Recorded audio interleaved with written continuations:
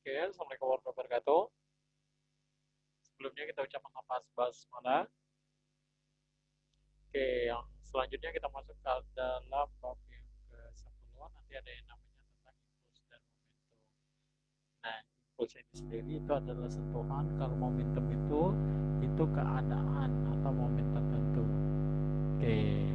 Nah, impuls dan momentum ini kalau misalnya kita ibaratkan ada sebuah cairan yang jatuh. Nah, ini ada yang namanya sentuhan pertama, itu dikenal dengan impuls. Di sini juga ada yang namanya momentum. Oke, dalam matematisnya, impuls dan momentum ini nanti bisa dirumuskan. Kalau untuk impuls nanti bisa dirumuskan dengan nada I sama dengan F kali T. Sedangkan momentum itu adalah P sama dengan M kali delta V. Oke. Nah, ingatin ketawa tadi impuls dan momentum. Nah, ini mempunyai satuan yang sama. Jadi, satuan impuls dan satuan momentum itu sama. Kalau satuannya sama, maka dalam sifat dimensi, maka nilai impuls akan sama dengan momentum. Ini ya, impuls sama dengan momentum. Oke, berarti nanti impuls bisa juga rumusnya nanti M kali delta P. Momentum juga rumusnya juga boleh M kali delta T. Ya, tergantung nanti apa yang akan ditanya. Oke, sekarang tentang impuls dan momentum ini sendiri, nanti kalau misalnya kita lihat, nanti mungkin akan ada yang namanya kekekalan momentum.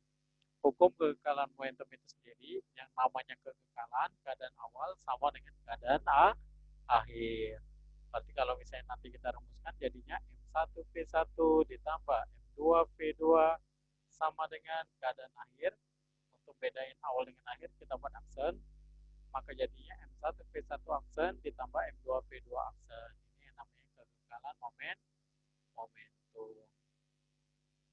Yang selanjutnya nanti ada yang di dalam impuls dan momentum.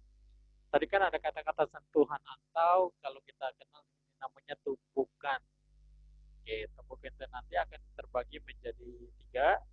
Nanti akan kita kenal dengan yang namanya tumpukan lenting sempurna, di mana syaratnya itu nilai emisivitasnya itu nilainya adalah atau koefisien restitusinya itu adalah 1. Terus ada lagi tumpukan lenting sebagian, di mana koefisien restitusinya atau E-nya nilainya di antara 0 dan 1. Kalau tumpukan tidak lenting sempurna, nilai E-nya itu adalah 0.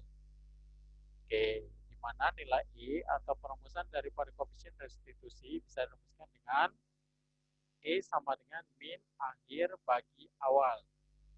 Oke. Boleh nanti P1 aksen dikurang P2 aksen, boleh juga kayak ini P2 aksen dikurang P1 aksen. Kalau kita mulainya P2, maka yang bawah juga P2, berarti P2 aksen dikurang P1 aksen. Ini juga berarti P2 kurang P1. Oke. Nah, nanti boleh juga kalau pengen nanti menggunakan cara cepat, cara jitu nanti ada syaratnya, tapi ini ada yang pertama, ada V aksen sama dengan C ditambah E, C dikurang V. Nanti aplikasinya akan kita gunakan dalam rumus dalam soal ya. Oke, di mana nilai C itu adalah M1 V1 ditambah M2 V2 per M1 ditambah M2. Untuk jitu yang pertama ini sendiri, dia tidak punya syarat, bisa digunakan untuk setiap jenis tumbukan. Terus ada jitu yang kedua, nanti punya syarat, syaratnya itu adalah lenting sempurna, terus punya massa yang sama. Maka cara cepatnya itu kecepatannya langsung dibalik saja. Jadi V1 itu akan sama dengan V2 aksen, V2 akan sama dengan V1 aksen.